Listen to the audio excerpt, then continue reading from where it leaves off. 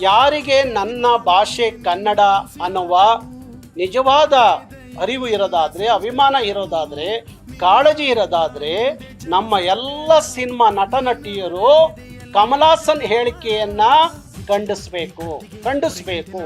ನೀವು ಖಂಡಿಸ್ಲಿಲ್ಲ ಅನ್ನೋದಾದರೆ ನೀವು ಕನ್ನಡಿಗರಲ್ಲ ಅನ್ನೋ ತೀರ್ಮಾನಕ್ಕೆ ಕನ್ನಡಿಗರು ಬರಬೇಕಾಗತ್ತೆ.